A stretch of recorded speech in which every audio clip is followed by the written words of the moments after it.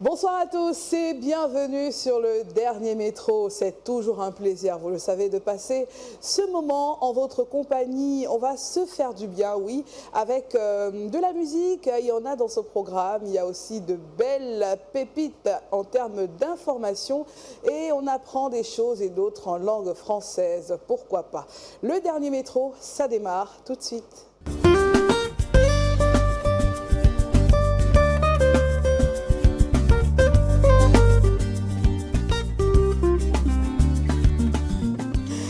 Je ne suis pas seule, vous les connaissez déjà, les deux mousquetaires. Ah, que je les aime, Ambroise Da Silveira et Franck Jam. Bonsoir Ambroise. Bonsoir Eva, bonsoir à tout le monde.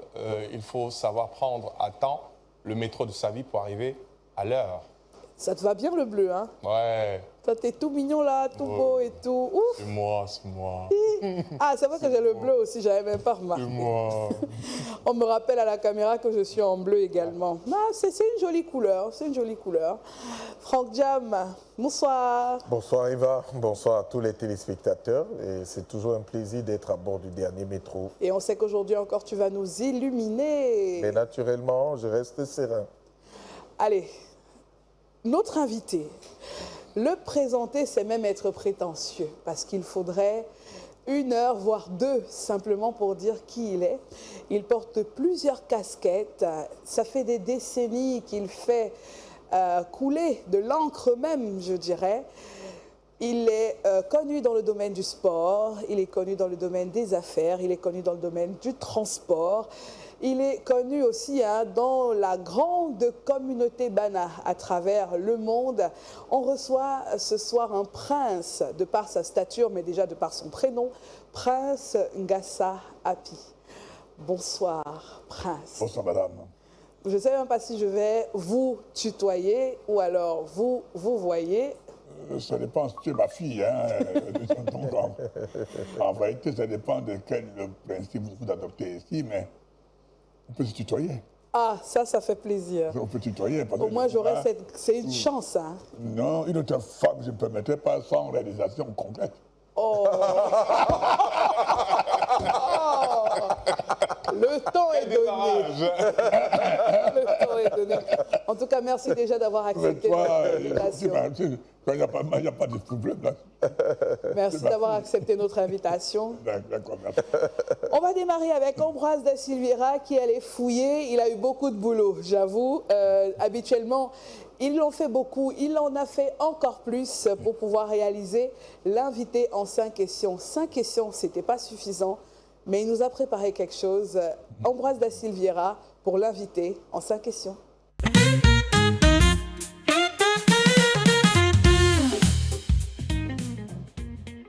Ambroise, Eva, c'est parti. c'est parti. Prince, pardonnez, Emmanuel Ngassa Api est de ceux qui ont serré la main des hommes les plus puissants de ce monde. Ça commence en août 1962. Il rencontre Mao Tse-tung. Vous le connaissez, le fondateur de la très grande et réputée République populaire de Chine. En 1961, il échange la poignée de main avec Kwame Nkrumah, père du conscientisme africain, qui l'a d'ailleurs invité pour la sortie de son ouvrage.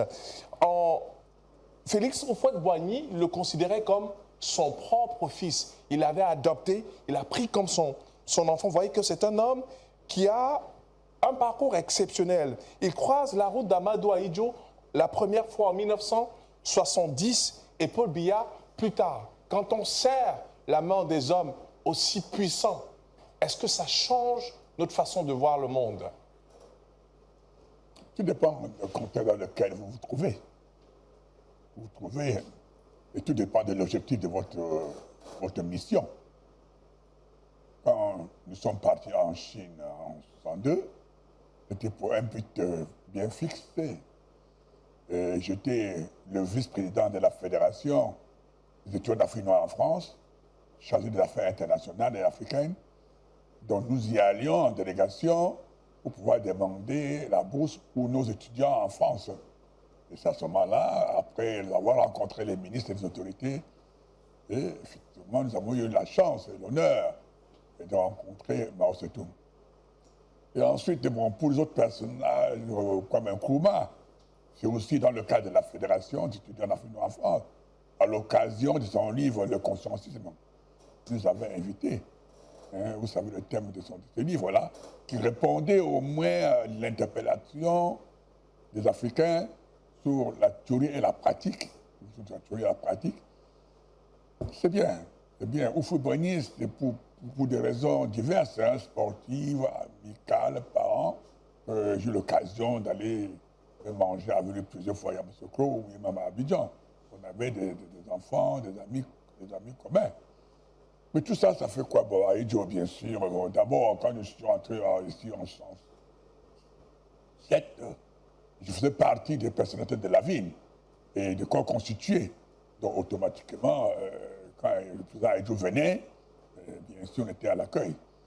Le rencontrer à tête, c'était à l'occasion pour demander, en fait, qu'au Cameroun, l'introduction du transport de conteneurs. On en parlera tout à l'heure. Tout au long de sa vie, ces distinctions reflètent son engagement exceptionnel. 1980, décoration, chevalier du mérite camerounais. 7 ans plus tard, nous sommes en 1987, officier de l'Ordre national de la valeur. 1994, commandeur de l'Ordre national de la valeur.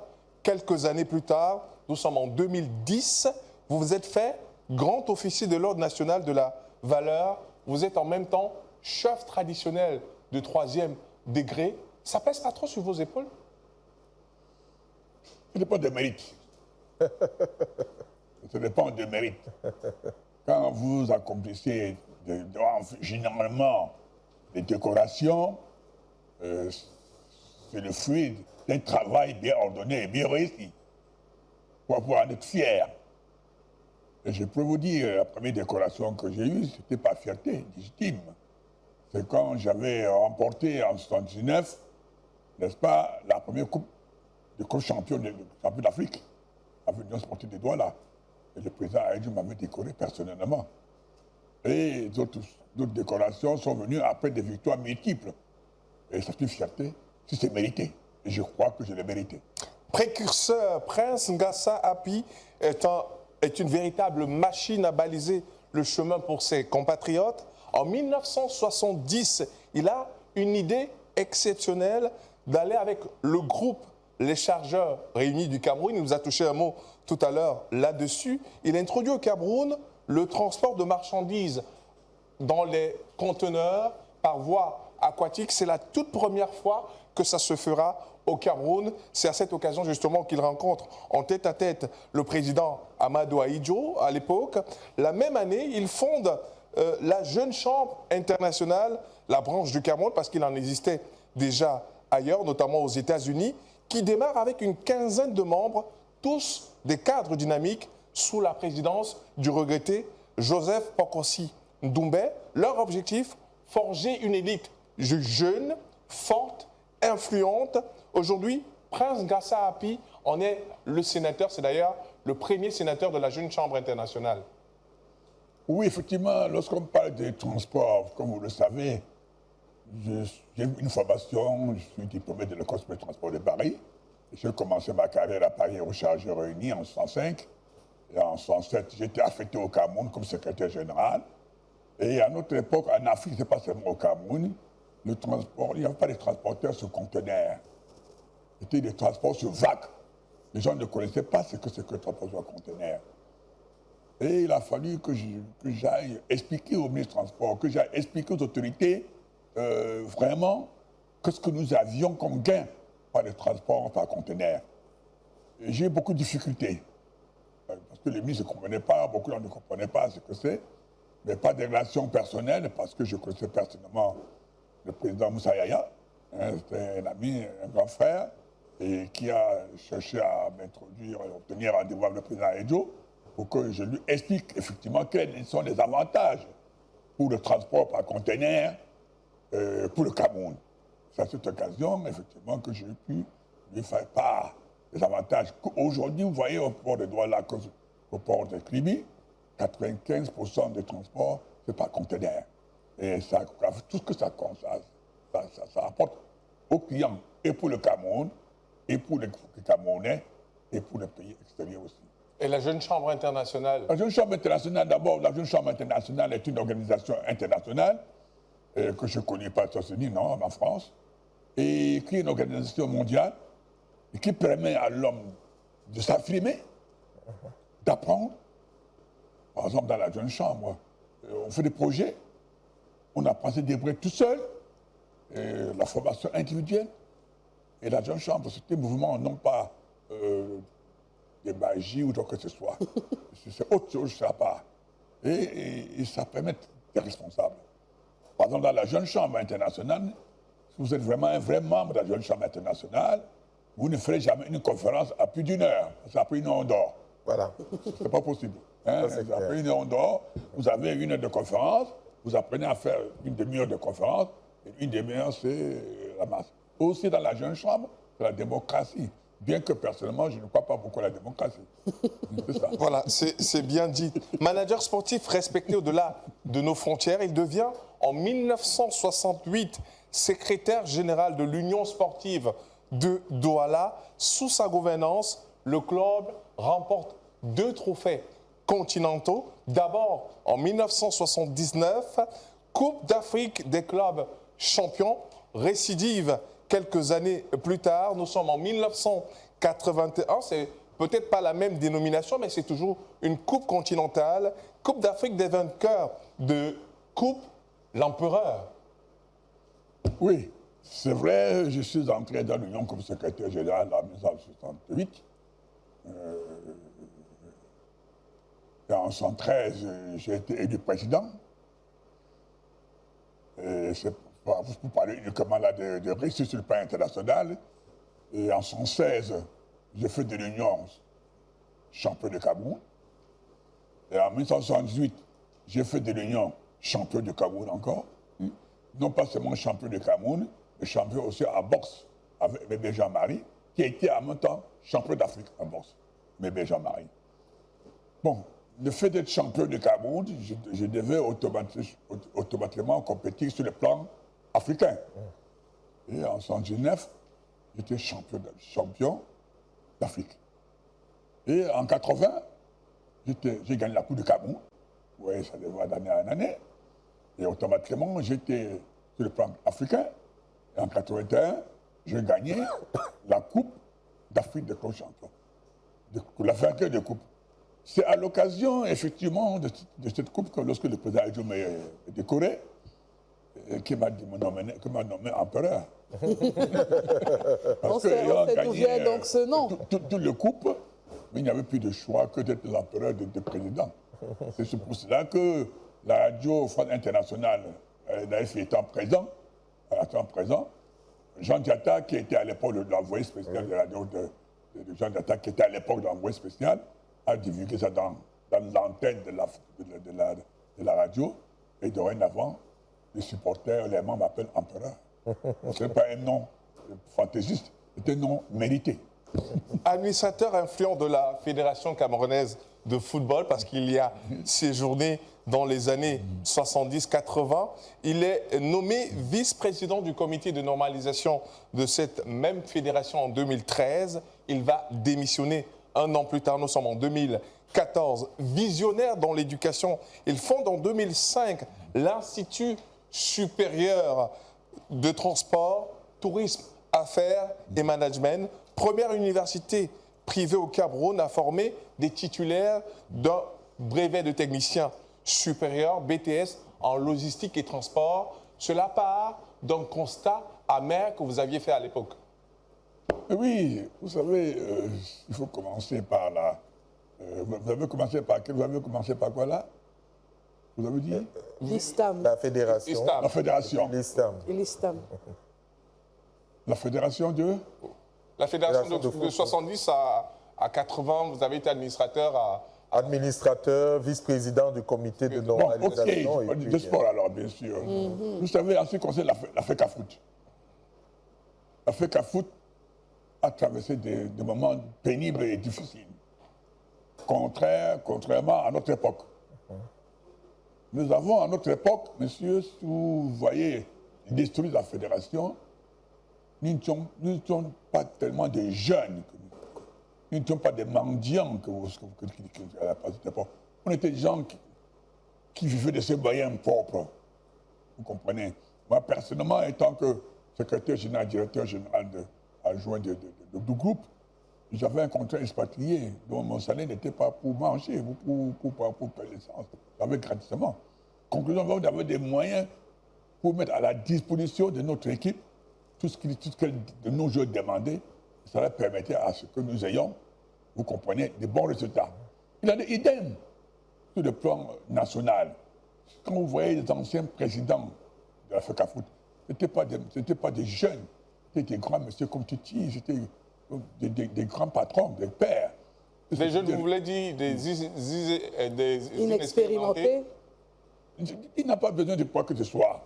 Il était convaincu, c'était le sport pour le sport, une distraction en fait.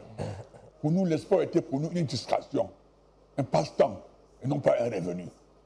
Et c'est pour ça qu'à un moment donné, vous comprenez, la situation du sport camerounais est devenue dans le très mauvais. Et vous trouvez que c'est tout l'écosystème qui est Et puis, qui est on a défaillant. suspendu la fédération, on a créé la FIFA, la CAP a créé le comité de normalisation. Un jour, on m'appelle de Genève, on me dit que le chef de l'État, président Biya, a bien voulu que je sois membre de Ce comité de normalisation. Je me trouvais à Banane, en fait, quand on m'a appelé ce dimanche-là, et il y a une réunion mardi. J'avais posé comme condition, où je suis président, où je suis vice-président, et que j'ai la liberté de dire ce que je pense. que je veux que ça se passe. Si ce n'est pas comme ça, je démissionnerai. Effectivement, tu as les garanties, bien sûr. Oui, mais maintenant, parlons de la création de ISTAM, cette école. Bon, oui, Vous travaillez à Bolloré à l'époque. Oui, ISTAM, c'est une émanation, une vision que je voulais faire.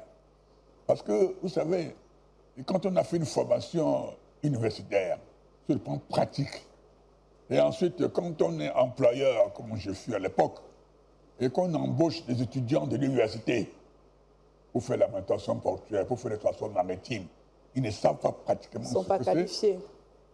Les vertus du terrain, vous êtes embêtés quand vous êtes employeur.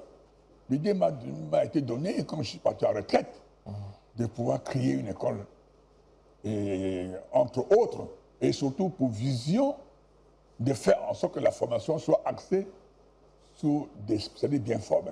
Et c'est pour cela qu'avant, en 2005, j'ai fait l'interprétation du directeur maritime, directeur de transit, directeur juridique et quelques fonctionnaires. Nous avons pu réunir en créant ce qu'on appelait le syllabus de gestion logistique et transport, qui effectivement a été pour la première fois proposé au ministre Famadongo, qui l'a accepté. Et c'est pour ça qu'au Cameroun, en 2007, le premier BTS professionnel sortait de ISTAM. Et en 2011, le premier BTS, les premières licences en gestion professionnelle, en gestion de logistique et transport, ils viennent de ISTAM. Et bien entendu, après, d'autres écoles ont pris le syllabus.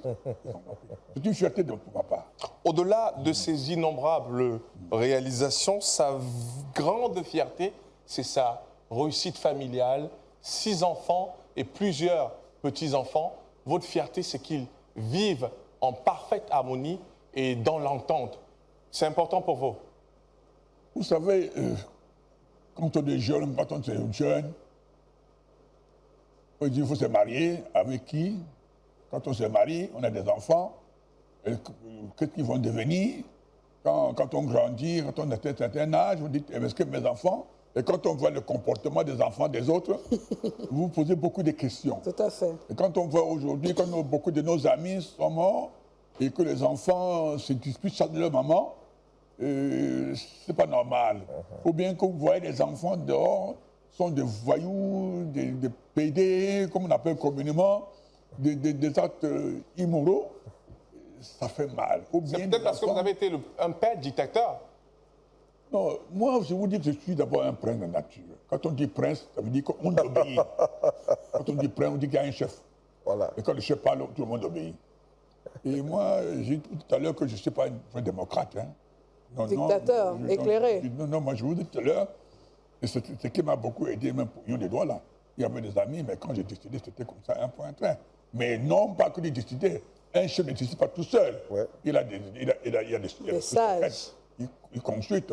Et après, il analyse tout seul, il prend des décisions.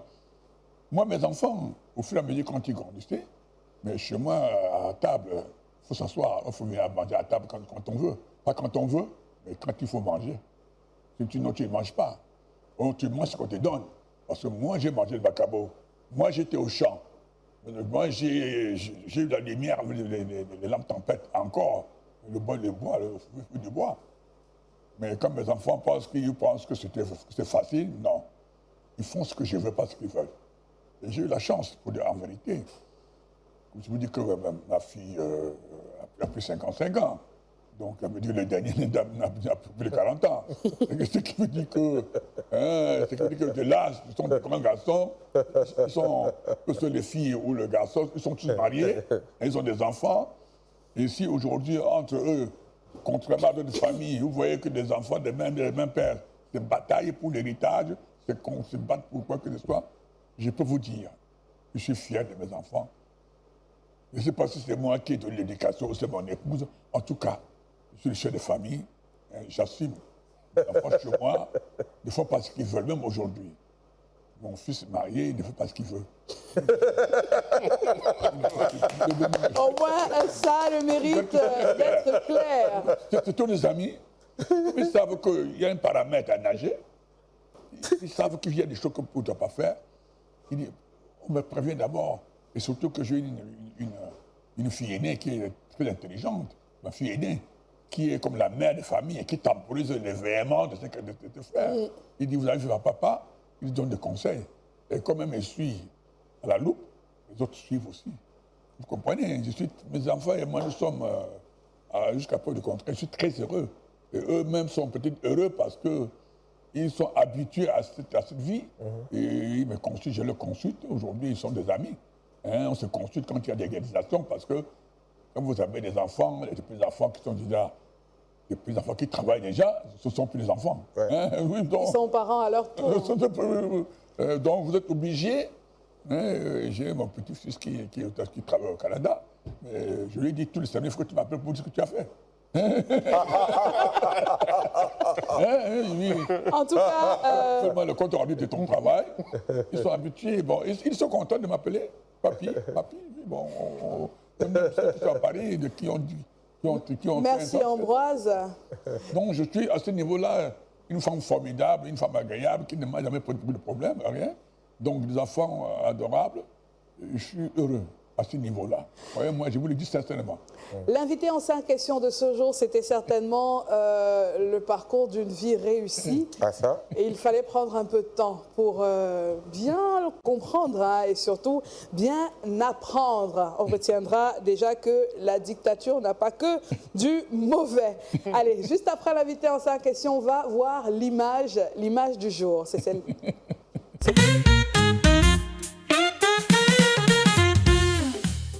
L'image du jour, c'est celle qui s'affiche. Ils font une chorégraphie.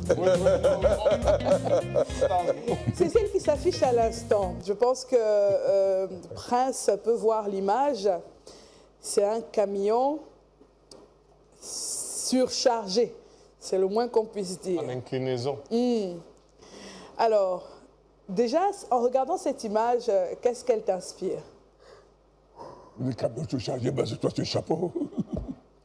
On dirait un chapeau. Oui, ça peut être traditionnel. Ouais. Aussi. Oui. Alors, ayant travaillé longtemps dans le secteur du transport, comment est-ce qu'on gère, on gérait au tout début, j'imagine que c'était pas simple de mettre les jalons de ce qui aujourd'hui paraît normal quand on parle de surcharge, de pesage et tout cela. Mais dans les premières années, comment c'était pour gérer ce type de cas?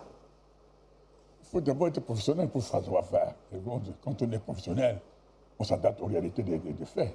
Hein? Et quand on essaie de comprendre ce qu'il faut faire, on jette facilement. C'est mon point de vue. Hein?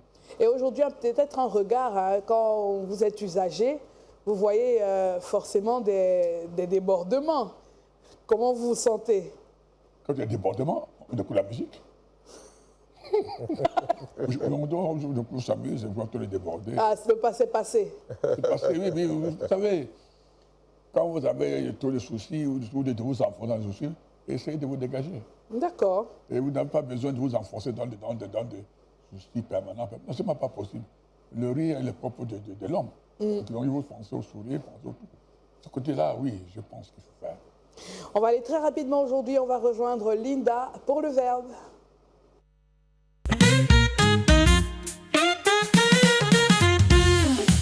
Coucou Eva, hello chers tous.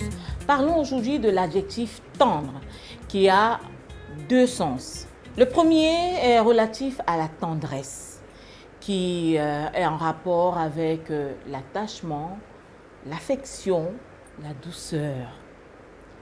Le deuxième sens du mot tendre, lui, il est relatif à la tendreté.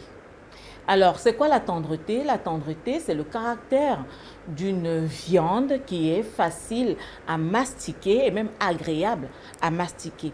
Là, c'est le caractère d'une viande, comme je le disais, qui est facile à mastiquer.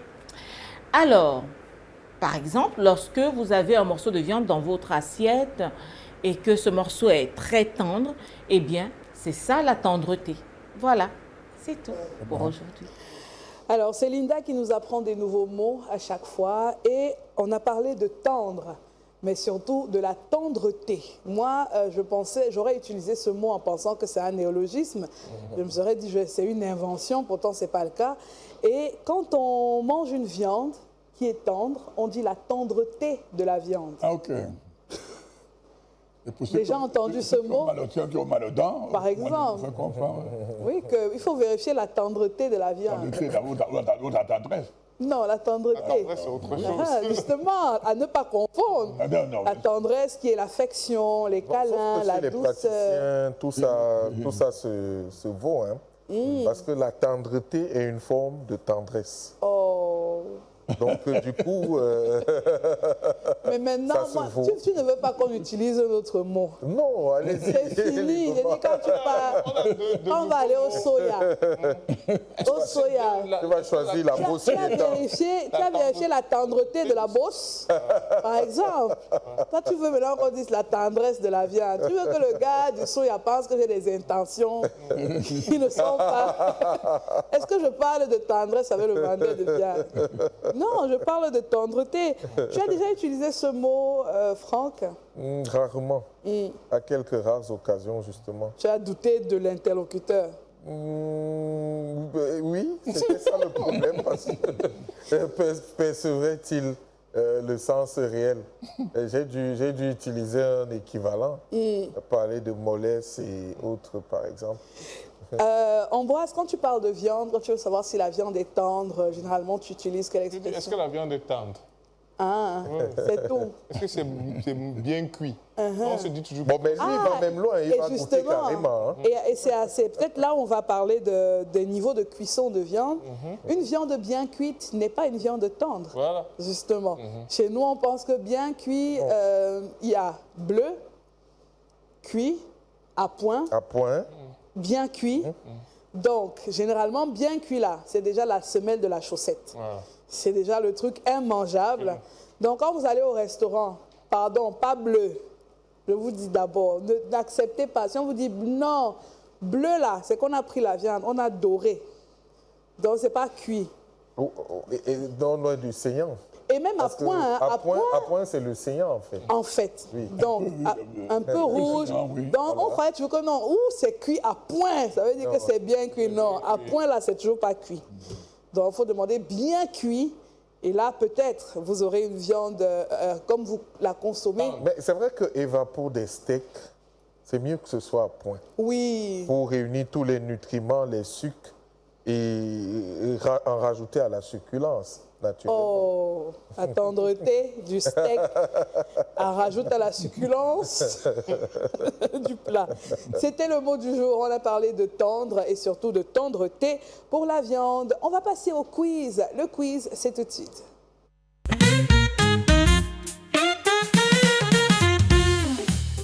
Alors, empereur, c'est le nom que j'ai choisi maintenant. Ce sera plus prince.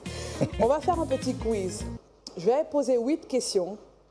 Il y a des questions professionnelles, il y a des questions un peu moins professionnelles. Ceci. Il n'y a pas de joker. On Donc, répond à tout. on répond à toutes les questions. Il y a la dictature là-bas. Le quiz aussi, c'est une dictature. Alors, la première question. Combien y a-t-il de joueurs sur le terrain d'une équipe de football? Pour une équipe, combien il y a de joueurs en football? 11 joueurs. Très bonne réponse, on va applaudir quand même. Ouais. C'est l'empereur. Quand même. C'est l'âme de l'union de Douala. Deuxième question, comment s'appelle le bébé d'un chat? Le bébé du chat. Je sais pas, chaton. Oui, c'est ça. On applaudit encore. Troisième question, quelle est la pire bêtise faite par un de vos enfants? La pire? La pire bêtise faite par un de vos enfants? Ou bien une des bêtises mémorables? De me désobéir en état.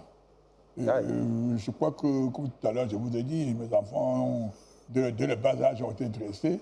Les erreurs qu'ils peuvent commettre, c'est d'enfreindre à ces directives. Enfreindre à ces règles. Et je ne pense pas que... Bon, je peux pas... Bon, c'est différent. Je ne crois pas. Je ne peux pas vous répondre. Alors, rentrer tard. Hein? L'aîné est déjà rentré trop tard. La fille qui suit papa à l'arrêt, est-ce qu'elle était rentrée tard un Je jour? peux vous assurer que chez moi, à la maison, plutôt c'est ma fille qui me contrôlait. Ah, En fait, ma fille qui me contrôlait, qui savait à quelle heure j'entrais. Je ne suis plus tard. Mon épouse ne me contrôlait jamais. Tant que je n'entrais pas, ma fille ne dormait pas. En fait, c'est la vraie épouse qui contrôlait. C'était vraiment ma fille. En fait, ma fille, pour moi, mon histoire est très... Ma femme, elle m'a laissé ma fille à 2 semaines pour aller à l'école. Donc, à 2 semaines, oui. c'est moi qui l'ai élevée. wow. C'est moi qui l'ai changé de tout. Parce que quand on dit que si une femme a fait ça, je dis, entre ma fille et moi, on était complices pour la simple raison. Jusqu'à 5 ans, en réalité, il n'a jamais eu de vie avec sa maman. Avec sa maman. C'est quand sa maman a fini ses études au bout de 6 ans que sa maman a commencé normalement à s'occuper de sa fille. Ah Donc ouais. pendant tout ce temps, depuis 2 semaines, en fait, on était tous ensemble, on dormait dans la même chambre. Donc, conclusion, elle était très amoureuse de son père. Donc, jusqu'à n'importe quelle heure, je n'entrais pas, elle ne dormait pas.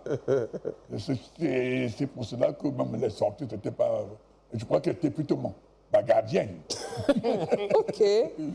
En tout cas, belle complicité. Père-fille, vous connaissez aussi ça, les gars? Ouais. Ouais, naturellement.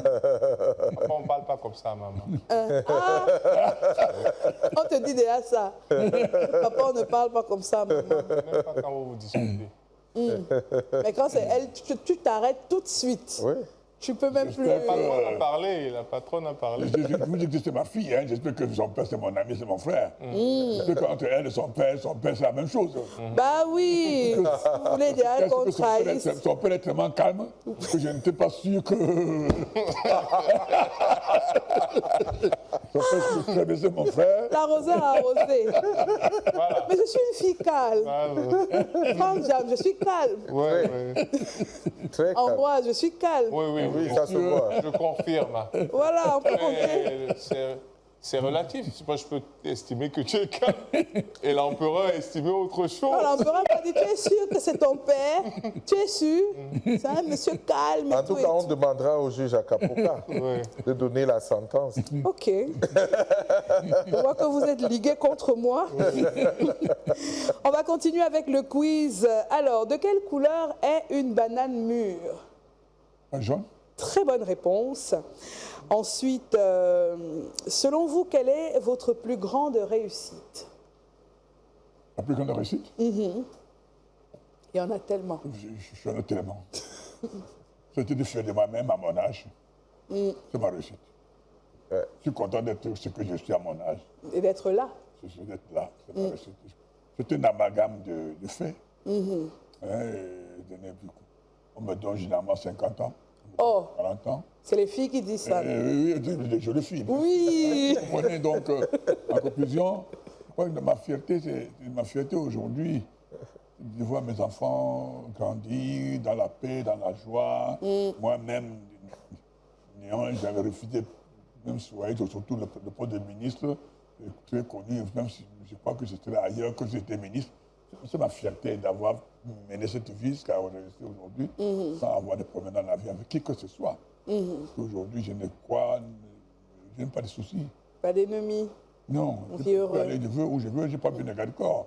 Quand j'étais au comité de normalisation, on voulait me donner un garde corps, un policier. J'ai demandé pourquoi faire. Si on veut me tuer, on va me tuer. Puis je serais embêté d'avoir un garde corps. Parce que les petites virées, là. Non, c'est-à-dire en fait, je préfère ma liberté. Et puis je ne vois pas pourquoi je dois avoir un garde corps. Ok. Les gardes corps sont ceux qui ont l'impression des choses des problèmes à régler. Moi, je n'ai aucun compte à régler avec personne. Autre question, très facile. Quelle est la première lettre de l'alphabet? Ah là? Oui, c'est A là. 7e question, est-ce que, peut-être c'est arrivé plusieurs fois, mais vous souvenez-vous d'un acte que vous avez posé que vous regrettez? Ça, si. Oui, je me souviens très bien pour ma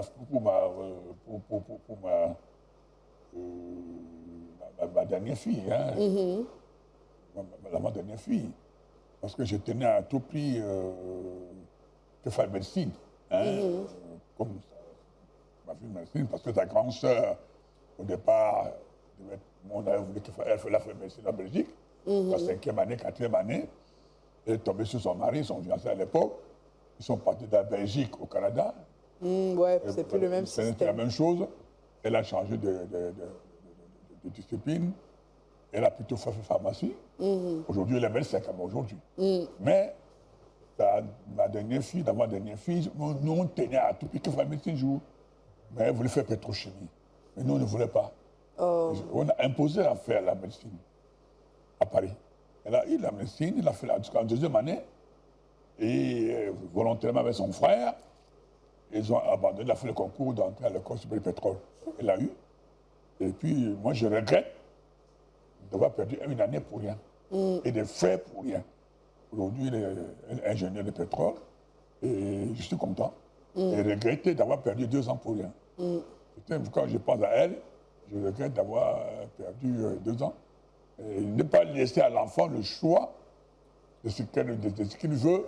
Et c'est pour ça qu'à l'école, quand les parents viennent avec les enfants, je dis aux parents, laissez les enfants choisir leur destin. Ah bien, regardez, n'est pas... Si dictateur que ça. Bah oui. Mais tu l'as dit, Eva, c'est un dictateur éclairé. Parce que le vrai dictateur n'aurait déjà pas abdiqué. Il aurait dit, tu vas terminer. Le dictateur ne se trompe jamais. Et n'aurait pas reconnu. Il s'est trompé. Voilà, donc... Là, je crois que je regrette beaucoup, même. Et c'est vrai, elle a perdu 2 ans. Mais bien rattrapé. Oui, parce qu'aujourd'hui, bon, disons qu'elle était intelligente avec son frère. Après, ils ont magouillé par derrière. Elle a travaillé tout en faisant la 2e année de médecine. Elle a préparé le concours. Elle a préparé l'école supérieure de pétrole. Et elle a eu. Et quand je suis venu en vacances, il m'a dit, bon, vous pouvez lui demander des charges pour la rentrée. Il m'a dit, son frère m'a dit, il ne va plus faire ça. Il préfère faire ça. J'ai dit, mais il faut faire le concours. Il dit, j'ai fait le concours, j'ai eu. Je dis, Ok. Donc, ça me rappelle un peu ma petite histoire avec mon père aussi. Mon père, il voulait que je fasse la Cato. Ouais. J'ai fait la Cato. J'ai eu le concours de la Cato. Mais je ne savais pas comment dire que... Non. Et du coup, c'était la Cata. Et je suis repartie le voir. J'ai dit, papa, tu te souviens que je voulais faire les sticks? Il m'a dit, mais j'avais un argument de poids. La pension. Voilà. Là-bas, tu payes pratiquement beaucoup de chiffres. Ici, tu vas payer le strict minimum. 51 000. Donc, je fais le concours. Il m'a dit, vas-y, fais le concours si tu as. Et voilà, nous sommes aujourd'hui à la télé. La dernière question, si on vous demandait quel est le péché mignon de l'empereur? J'ai le sentiment qu'il a déjà dit. Il aime les femmes. Vas-y, confirme. Il aime les femmes. J'adore les femmes. Écoutez, je vous dis que depuis l'âge de 2 ans, de 3-4 ans, ma fille suivait à quelle heure j'ai rentré. C'est que j'ai rentré tard. Ok. Alors, Altesse, dites-nous, il ne vous est pas arrivé de songer à la polygamie, telle que ça se fait dans beaucoup de chefferies, des Grassfields? Oui, vous savez, la polygamie est une excellente chose. Parce qu'au lieu d'avoir ces demoiselles dehors sans mari, il vaut mieux qu'avoir un mari avec plusieurs femmes. Mais pour le moment, là, tu m'aurais posé la question il y a 20 ans, 25 ans, il y a 30 ans, peut-être. Mais à 80 quelque chose d'années, quand même, c'est pas bon. Ce n'est pas bon. Hein. Moi, j'estime pour ma part, la polygamie, moi, je suis d'une famille royale. Et je suis moi-même chef de troisième degré. C'est la meilleure des choses, la polygamie. Mais aujourd'hui, c'est difficile parce que nos mamans avaient notre comportement, notre vision d'un mariage que nos enfants actuels. Ouais. Les enfants actuels sont égoïstes, positifs, alors nos mamans, ce n'était pas leur problème de savoir à quel mon mari est rentré. J'ai une femme à ce moment-là, je me permets de vous dire, adorable. Ma femme ne m'a jamais demandé à quelle heure je suis entré. Et je crois que c'est pour ça qu'aujourd'hui, je suis le mari le plus heureux. Parce que s'il m'avait demandé où je sortais, j'aurais menti comme d'habitude, comme tous les hommes. Et peut-être vous avez énervé, et serait sorti de la maison. Et peut-être chercher cette autre femme qui n'allait pas poser de questions. C'est ma fille qui me suivait, elle s'en fichait éperdument. En fait, madame ne demandait pas parce que sa coépouse le faisait. Non, oui, ma fille, c'est pas fait pour elle. Mais c'est vrai, donc disons qu'il faudrait. Nos enfants, nos filles aujourd'hui, ils sont positifs. Ouais, positifs. Et ce n'est pas bon. Et ce qui fait aussi que l'homme. Et puis, même quand tu épouses, ce n'est que maintenant que ces filles intellectuelles acceptent même le principe de la polygamie sous réserve des maisons séparées. Ce n'est qu'aujourd'hui que ces filles acceptent. Parce que parfois, disons qu'ils n'ont pas de choix. Il y a 40 ans, 50 ans, quand tu parlais de la polygamie, ils ne veulent rien entendre. Mais aujourd'hui, vous voyez des intellectuels, des filles intellectuelles qui acceptent le principe. Mais pourvu que, comme au Sénégal, comme partout, chacune a sa maison. Et puis même dans nos systèmes de polygamie chez les Bamileke, en fait. Ce n'est que dans des villes comme à Douala ou à Yaoundé que les femmes vivent ensemble. Tout à fait. Au village, chacun a sa maison. Moi, je me souviens au village, dans les années 50, 40 quelque chose, 43, au village, nos mamans avaient la maison, nos lits étaient tout autour du feu. Donc, maman ne savait même pas quand maman voyait mon père. Et on ne savait même pas quand. C'est ça qui crée des problèmes aujourd'hui. Mais aujourd'hui, tu as la polygamie, dans la même maison, deux femmes, les jalousies aidant, ça ne tient pas. En tout cas, moi, je suis une fille d'aujourd'hui, donc possessive. Ça, c'est ce qu'on a dit, donc, que les filles d'aujourd'hui sont... Ah, vous baissez seulement la tête. Vous avez épousé les filles d'hier ou les filles d'aujourd'hui? Les filles de demain. Ok. Je sais qu'après toutes ces questions, je dois les payer parce que j'ai gagné. Oh, oui, ça fait Je peux avoir gagné, je crois. Hein? Oui. Bon, on va chercher la récompense. On va réfléchir à la récompense. Et en attendant cela, on va rejoindre Franck Jam. Il est déjà là, mais on le rejoint lyricalement parlant. Il nous déroule l'air du temps dans la sérénité. C'est parti.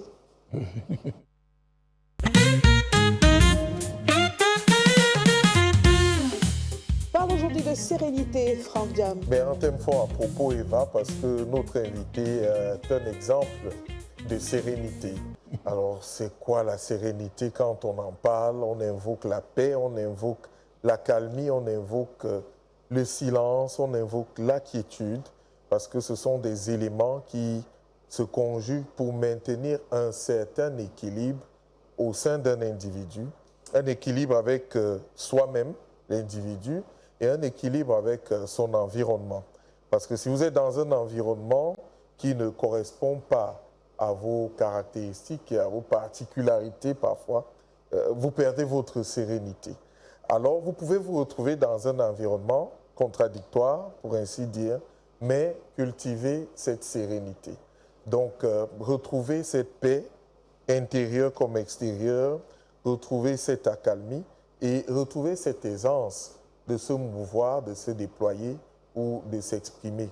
Et quelques éléments permettent donc de transformer ou de cultiver et construire cette sérénité quand bien même tout tend à s'effondrer, eh bien, le premier élément, c'est le silence. Parce que face à une situation, vous pouvez être emporté par des éléments sentimentaux. Ça peut être la colère, ça peut être la joie qui vous entraînerait vers l'euphorie, ça peut être la tristesse par empathie à la personne de qui vient la situation ou des personnes desquelles découle la situation qui vous interpelle. Donc il est important d'observer le silence parce que le silence, lui, vous permet de méditer et d'observer ce que les scientifiques appellent le recul épistémologique, ce recul-là qui va vous permettre d'émettre le jugement le meilleur, d'avoir la prise de parole exacte, le propos juste à propos pour pouvoir solutionner la situation. Et lorsque vous avez observé votre calme pour rentrer dans cette sérénité, il y a cette méditation qu'il faut toujours faire. Alors, les yogis nous invitent souvent à inspirer et à expirer pour ramener cet équilibre. Mais bien au-delà, pour nous qui sommes payés pour la parole, entre guillemets, on a l'habitude parfois de parler un peu trop tôt. Trop vite. De parler trop vite, de parler un peu trop sur le temps ou de parler en dehors du temps. Donc, la sérénité vient également par le propos mesuré. Savoir dire ce qu'il faut dire, quand il faut le dire et avoir ce que les linguistes appellent la prétérition, la précaution oratoire, les formules de réserve. N'est-ce pas? J'aurais appris que Eva, vous étiez me cherchant. Il m'est revenu que vous étiez sollicitant un échange avec le prince. Toutes ces prétéritions-là contribuent de manière langagère à rétablir la sérénité. Mais il y a bien d'autres éléments, à l'instar d'observer des pauses, parce que si vous êtes troublé, ça sous-entend qu'il y a un cafouillage des situations. Des pauses sont nécessaires et incontournable, un journal qui vous permet de ressasser tout ce qui va, tout ce qui ne va pas, ce que vous n'avez pas pu accomplir et comment entrevoir l'accomplir. Et vous comprenez que là, vous avez le facteur temps, vous avez le facteur espace, vous avez le facteur environnement qui vont se mettre ensemble et vous amener à mieux vous déployer et à vous déployer à nouveau par rapport à une situation ponctuelle. Waouh! Moi, j'ai d'abord retenu prétérition. Oui. C'est ça. C'est une formule, c'est une figure de style. Vous me cherchant. C'est que moi, je ne vais pas te laisser. Pour toi, c'est tellement fluide. Mais nous, on pense seulement petit Robert, dictionnaire, Larousse. On prend des notes. La sérénité. Prince, empereur, vous arrive-t-il souvent de perdre votre sang-froid? Pardon? Vous arrive-t-il souvent de perdre votre sang-froid? Mon sang-froid? Le sang-froid, est-ce que de partir en colère, en grande colère, ou vous êtes plutôt mesuré? Il faut éviter d'être en colère, mais je suis nerveux. Mais je veux éviter d'être en colère. Mais malheureusement, j'ai un mauvais caractère, je suis nerveux, ça passe rapidement. En colère, ça tout a perdu. Il faut beaucoup éviter d'être en colère. Parce que dans la colère, quand ça a perdu, ça peut avoir des conséquences fâcheuses, très fâcheuses. Mais il faut, de ce que je l'ai écouté, il faut être capable de se surmonter quand même. La sérénité, la méditation. Exactement, d'éviter. Tout est fait. Tout est fait. Et c'est pour ça que j'ai beaucoup apprécié les effets de la sérénité. C'est important. Ok. Tu médites, on va parler peut-être, bon, je propose qu'un de ces quatre, je parle des différentes formes de méditation. Mais ouais, pourquoi Parce que beaucoup de personnes méditent des fois, mais sans même le savoir, et pensent que c'est des choses d'ailleurs, des blancs, de la psychologie et tout ça. Pourtant, même enfin, il faut déjà noter même que la meilleure méditation commence par l'écoute, le développement de l'écoute. C'est une meilleure manière de méditer lorsqu'il ne va pas que je prenne la peine d'écouter, parce que dans l'écoute, on a le silence, on a l'action d'entendre Et lorsqu'on a mélangé le silence et l'action d'entendre, on peut comprendre. Ah, ça. Voilà. Ah, ça change. Hein. Souvent, dans les conversations, on a des gens qui parlent pour répondre et non pour comprendre. Pour comprendre. Qui écoutent pour répondre et non pour comprendre. Oui, pour comprendre. En tout cas, on va essayer d'apprécier les bienfaits de la sérénité et d'être un peu plus serein au quotidien. On a une petite surprise. C'est une rubrique qu'on appelle la question du téléspectateur. Aujourd'hui, on aura 2 questions posées par la même personne. On va regarder la question du téléspectateur.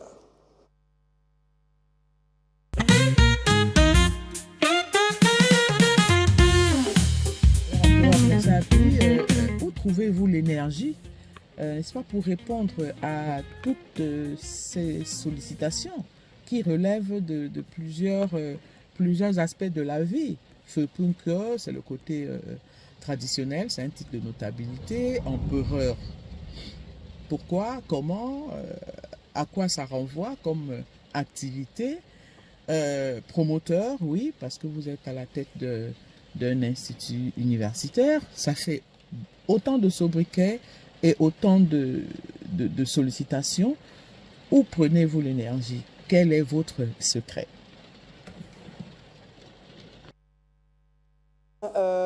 Plusieurs casquettes, plusieurs vies, on pourrait même dire.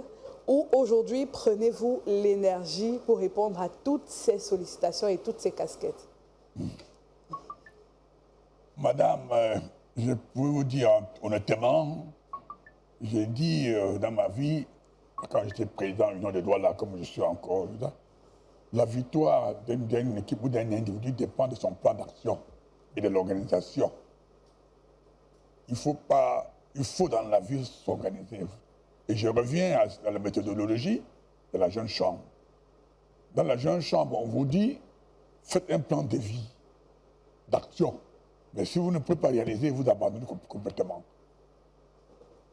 Vous me demandez, je dis pendant ce matin, j'avais beaucoup d'obligations. Je devais aller à une réunion sur les fiscalités concernant les enseignements supérieurs. J'ai déjà sollicité par rapport ici. Tout à l'heure, il faut faire ce qu'on peut faire quand ça ne pose pas de problème. Vous devez faire un plan d'action, c'est-à-dire quand vous êtes en mesure de réaliser. Quand vous n'êtes pas en mesure de faire un plan, un projet, et que vous ne voulez pas réaliser, vous abandonnez. Et quand vous abandonnez, ça vous casse pas la tête. Et vous devenez toujours jeune. Jeune toujours quand vous ne posez pas de problèmes. C'est quand vous cherchez des problèmes, que vous passez la nuit, vous ne dormez pas. Parce que vous dites toujours qu'est-ce qu'on va dire, qu'est-ce qu'on va faire. Mais quand votre tête est vide, calme, vous avez le temps pour faire ce que vous voulez. Sans problème.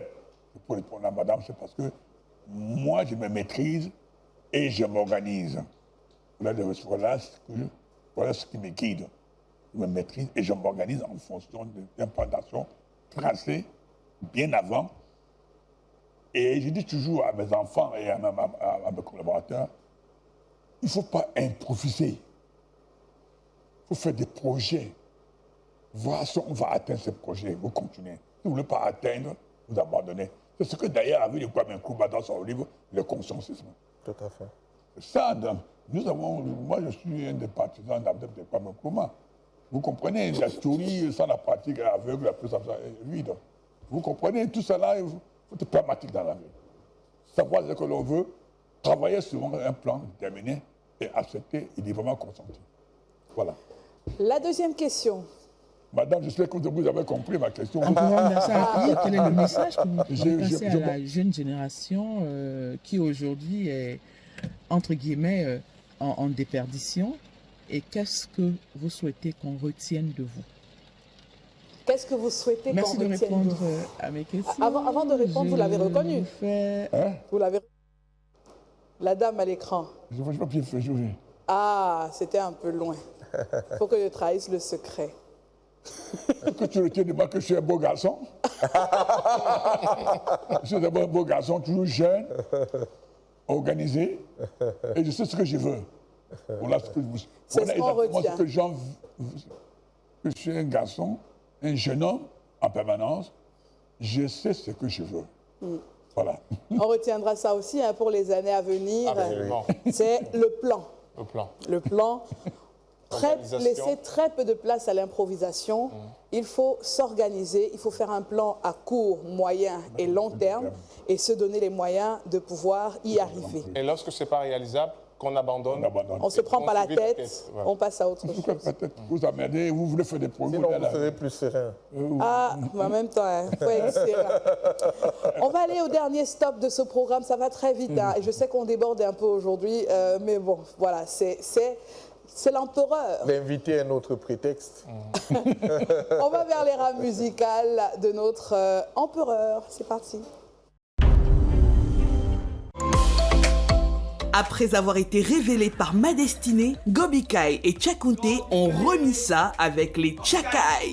Du web à la télévision, découvrez les aventures hilarantes et touchantes de ces deux grands personnages inoubliables. Je suis prête. On peut partir. Oui, allô? Oui, pardon, dis à Roger qu'on ne vient plus.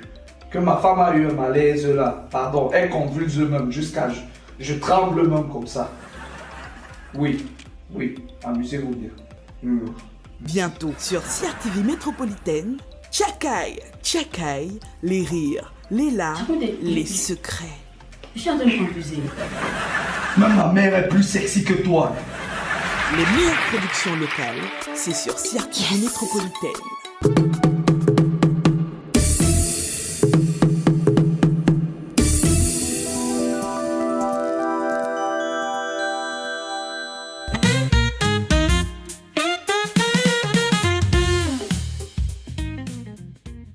Différemment, hein. Cette fois, nous n'avons pas posé de questions à Prince Ngassa Hapi. On a plutôt fait une petite balade hein, dans sa playlist et les chansons qu'il aime, qu'il a aimées et qu'il aimera toujours. On commence par celle-ci. On m'avait toujours dit que c'est très souvent les samedis qu'on te voit passer pour aller danser. Je ne voulais pas du tout y croire pour éviter un éventuel déboire. Puisque sous mon toit, je n'aimais que toi. Cependant, je n'avais jamais su que tu sortais à mon insu. Mais à présent que je suis au courant, tu vas rentrer chez tes parents en courant.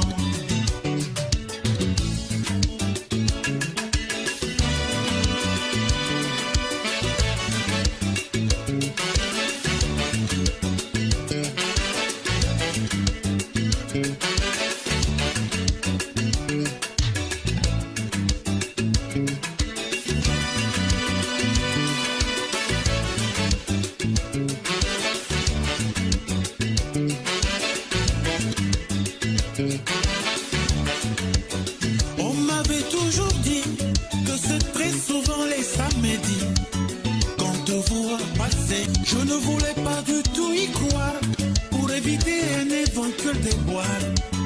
Puisque sous mon toit, je n'aimais que toi. Ah, tout comme Ambroise le disait, hein, danser la salsa Savoir danser la salsa et rester toujours. et rester toujours jeune. Il le dit même dans la chanson. À Comme tous les l'empereur. salseros de par le monde. Engagés.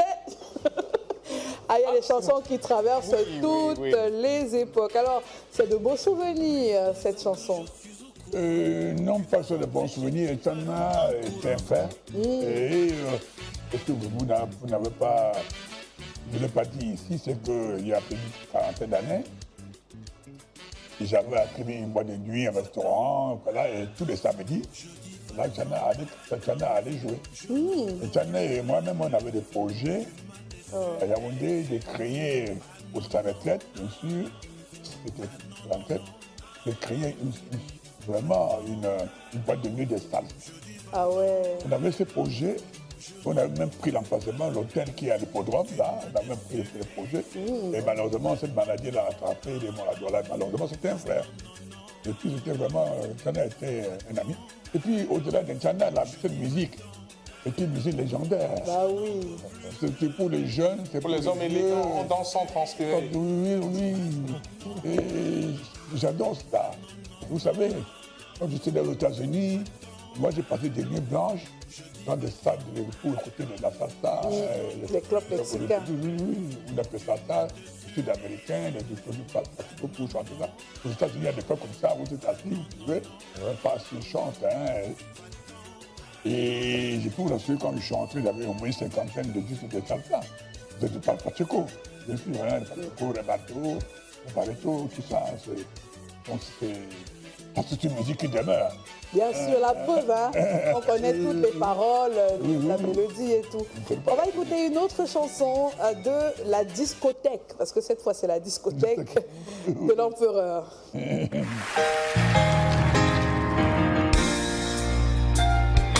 Looking out on the morning rain, I used to feel so uninspired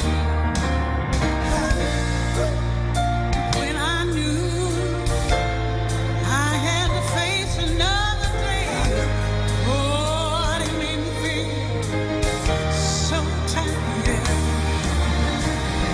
Before the day I met you, life was so unkind, but you're the key to my peace of mind. How you make me feel, you make me feel, you make me feel like a natural woman. Aretha Franklin. J'ai eu l'occasion de venger avec Aretha Franklin, qui n'était pas encore connue à Détroit, parce qu'elle est de l'État de Michigan, aux États-Unis, à Détroit. Mon mari travaille chez le là. Une femme que j'adore. Quand je l'ai connue, elle n'était pas encore trop connue, moi. Wow. Et quand nous sommes partis aux États-Unis, des amis m'ont amené chez elle, bien sûr. Wow. C'est après, quand nous sommes rentrés à Paris, qu'elle a pris beaucoup de Ouais, la carrière a décollé. une femme très, très simple. Je me souviens, on est allé écouter la musique au sous-sol, là. J'étais en haut, justement, c'est comme ici. Non seulement Aretha Franklin, le jazz en principe. Quand vous écoutez Aretha Franklin, quand vous écoutez Miles Davis, quand vous écoutez Jimmy Smith, ça vous fait vous dormir. En parlant de Miles Davis, on a quelque chose encore pour vous. Vous comprenez, quand Miles Davis chante sa flûte, vous dormez.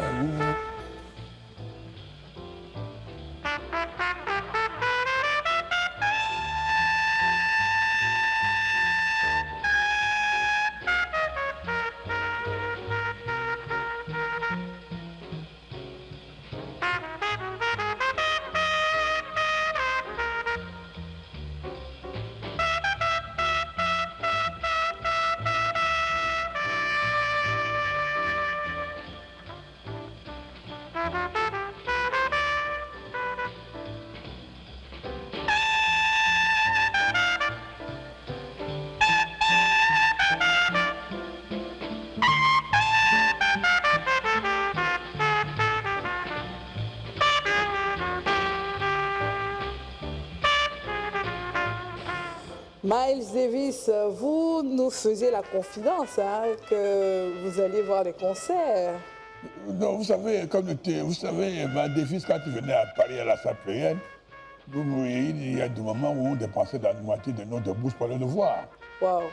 Parce que quand vous êtes assis comme ça, c'est pas un bonhomme. Parfois, il met une heure pour avoir la trompette. Oh. 1 heure. Il n'est pas sérieux. Ça vous donne de l'inspiration. Vous voyez que votre argent, on n'a pas perdu. Ce n'est pas les tam-tams. Le jazz en général, c'est une bonne chose. Le jazz en général, c'est une bonne musique. Moi, j'adore le jazz. Et que ce soit n'importe quel genre de jazz, comme tout à l'heure, la dame, ça serait... Oui, il y a le jazz chanté, instrumental. Oui.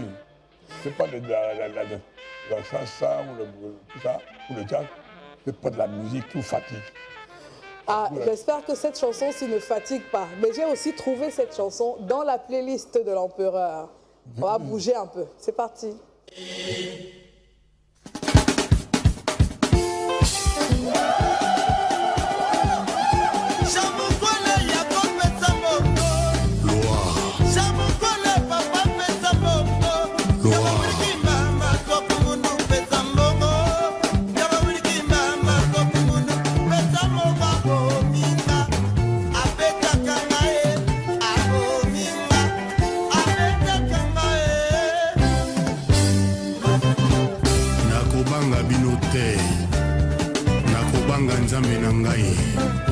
Alléluia.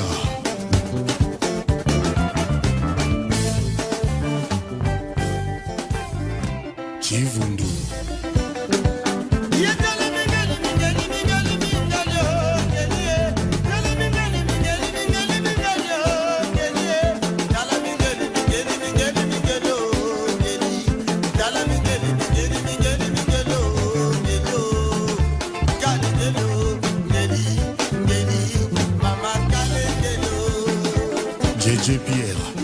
Kofi Olomide.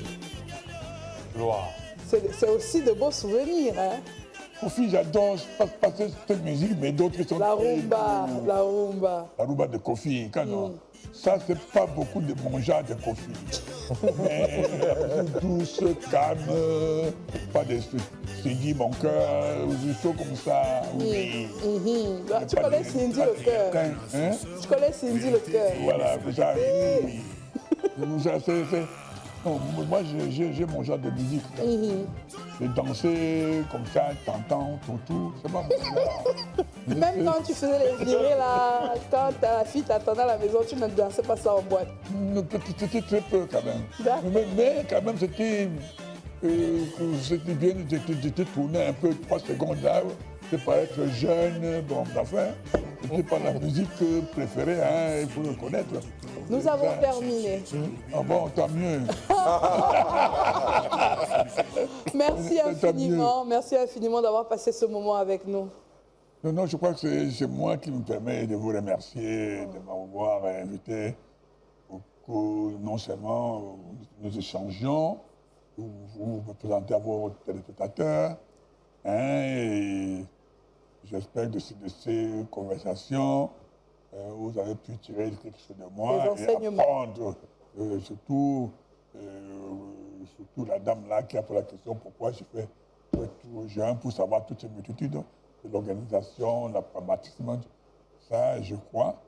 Et moi aussi, ça m'a permis de faire votre connaissance et surtout de connaître votre connaissance, d'avoir des amis supplémentaires, même si pour le moment, je n'ai pas encore eu l'argent. On reste focus. Je souhaite vraiment que vous continuez dans le sens. Interviewez ce qui est mauvais avec les journalistes généralement.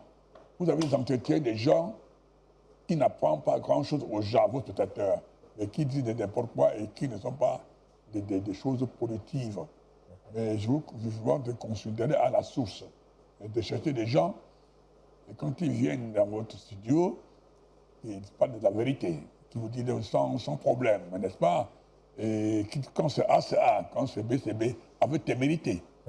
Avec témérité. Je crois que c'est ce qui manque beaucoup à beaucoup de Camerounais, hein, et aussi de la faute des journalistes, il faut chercher. Il y a des gens ici dehors qui pourraient donner beaucoup de conseils, parler librement, pour que les gens en profitent. Ils n'ont pas fait de la radio, de tout, de tata, tout. C'est pas normal. C'est pour ça que je vous remercie beaucoup de m'avoir invité.